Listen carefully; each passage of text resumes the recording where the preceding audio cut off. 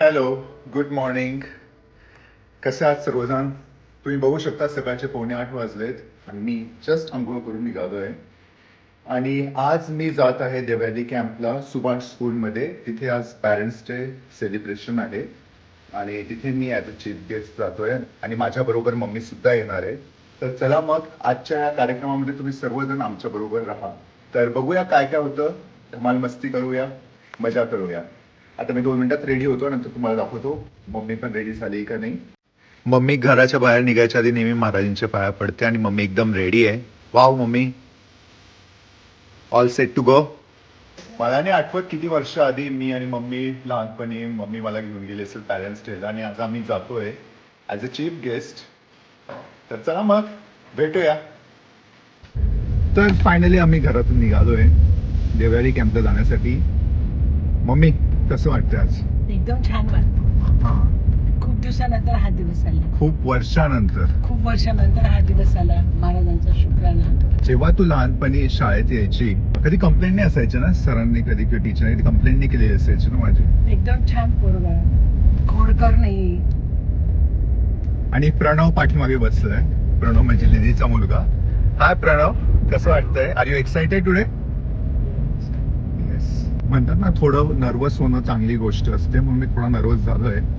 आता बघूया तिथे गेल्यावरती काय होतं. सो स्टे ट्यून, भेटूया तिथे. तर कार्यक्रमाची सुरुवात दीप प्रज्वलनने झाली.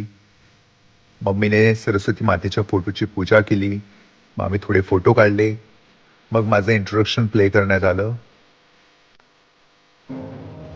Good morning, everyone. Respected chief guest, respected guest of honor, Mrs. Karuna Marathe. Welcome to our distinguished chief guest, Mr. Trishul Marathe.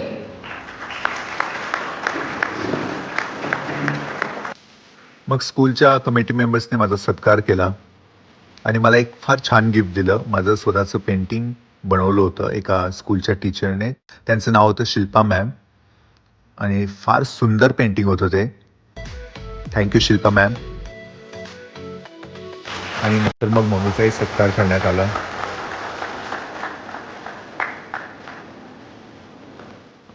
तुम्ही बघू शकता स्टुडंट्सने फार क्यूट परफॉर्मन्स केले. फार मजा येत होती बघताना आणि बरेच पॅरेंट्स आपल्या मुलांना पाहून इमोशनल झाले होते.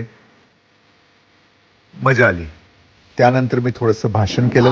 सब यहाँ पर पेरेंट्स डे सेलिब्रेट कर रहे हैं और मुझे इस बात का बहुत गर्व है कि मैं आप सबके सामने So I have been raised by a very strong woman, my mother. आपने सोशल मीडिया पर देखा ही होगा मेरी मम्मी मुझे हमेशा रील्स बनाने में हेल्प करती है. तो जब हम लाइफ में आगे बढ़ते हैं हमें अच्छे बुरे लोग मिलते हैं. What exactly help us to recognize between good people and bad people is the upbringing.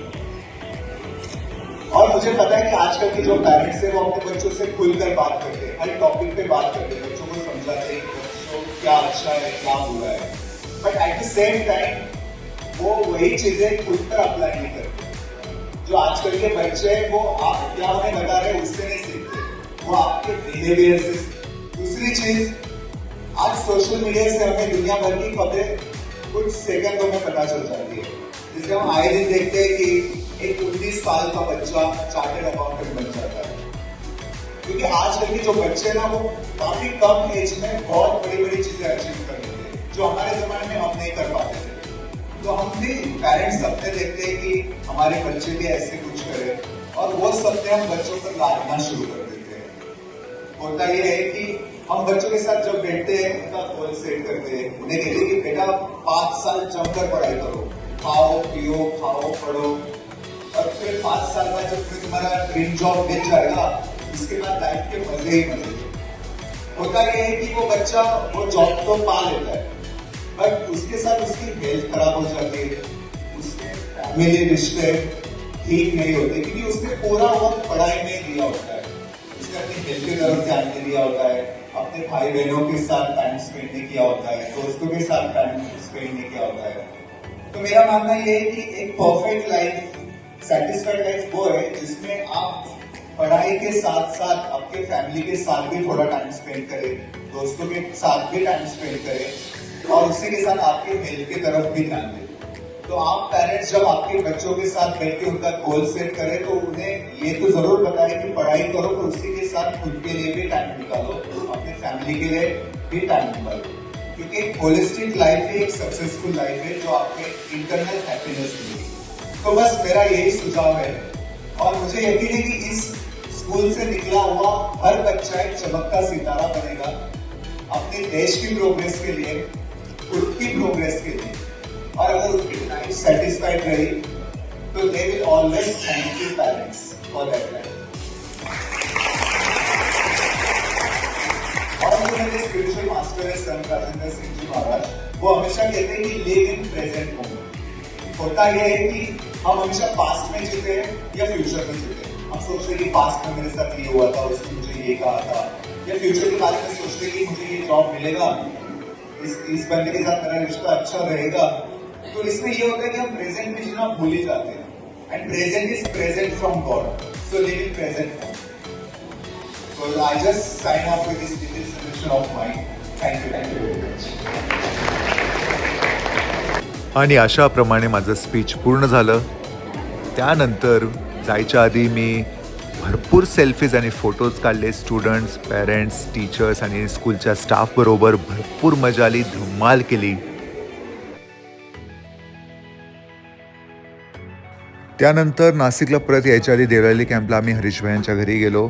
त्यांनी माझा बड्डे सेलिब्रेट केला. माझा बड्डे ॲक्च्युली 5 जुलैला होता, पण मी त्यांना भेटलो नव्हतो, म्हणून त्यांनी आत्ता केक आणला स्पेशली आणि मग आम्ही केक कापला. हे तर फायनली प्रोग्राम संपला आहे. त्याच्यानंतर मी हरीश भाईंच्या घरी गेलो. तिथे त्यांनी माझा बड्डेचा केक कापला, म्हणजे मी माझा बड्डेचा केक कापला, आणि नंतर आम्ही नाश्ता वगैरे करून तिथून निघालो आणि आता आम्ही घरी चाललो आहे. आणि मम्मी, कसा वाटला आजचा प्रोग्राम? एकदम छान होता, महाराजांची दया होती. आज जेव्हा लहान मुलांची परफॉर्मन्स बघत होतो तेव्हा मला प्रणवची आठवण येत होती. प्रणव जेव्हा हा लहान होता, याच्या शाळेत आम्ही जायचो, याची परफॉर्मन्स बघायला, हा असाच डान्स करत असायचा. मध्ये मजा यायची ना प्रवासी परफॉर्मन्स अरे पण बघताना. त्याच्या अगोदर तो स्वीटीचा पण डोकं खायचा. स्वीटी त्याला तयार करायची, असा डान्स कर, तसा डान्स कर, नंतर तयार करून मग त्याला पाठवायची. पण ते बघून मला तुमची पण लहानपणाची आठवण यायची. काय करतो? हा, आम्ही लहान असताना तू पण यायची ना आमची परफॉर्मन्स बघायला. हो, तुझे पण असे परफॉर्मन्स होत असतील माझे ना? पण व्हायचे, पण खेडेगावात व्हायचे ना रात्रीच्या तेव्हा वेळेस. आपण जन्माने आलो होतो ना, हा. ते बघितले असते. Yeah, exactly. तू पण भाग घ्यायची असे. मी पण भाग घ्यायची. वाव. That is great. एका लहान मुलाच्या परफॉर्मन्स नंतर सर्वांना त्यांच्या लहानपणाच्या परफॉर्मन्सची आठवण आली. मला तर ते बघून मला माझ्या शाळेची बी आठवण येते. आणि काही काही परफॉर्मन्स एवढे छान होते ना, त्याच्यातले जे त्यांनी गाणी निवडली होती, काही काही इमोशनल होत होते. म्हणजे मी पण इमोशनल झालो होतो मध्ये मध्ये, आणि रडू पण यायला लागलं होतं हा, मला. तेच. छान होता प्रोग्राम केलेला. आणि आता मी ठरवलंय की आता लवकर लवकर ब्लॉग बनवत जाऊ, जेव्हा जेव्हा मी नाशिकला येईल तेव्हा. आणि म्हणजे मम्मी पण पाहिजे ना ब्लॉग मध्ये, तर मजा काय. तुम्हाला सगळ्यांना खूप भेटायला छान वाटेल मला. हा, ऍक्च्युली आपण जसं आज ह्या स्कूलमध्ये सर्वांना भेटलो, तसं आपण आपल्या युट्यूब फॅमिलीला पण कधीतरी भेटायला पाहिजे. मला त्या लोकांना बघून मला तुमची खूप आठवण आली खरं.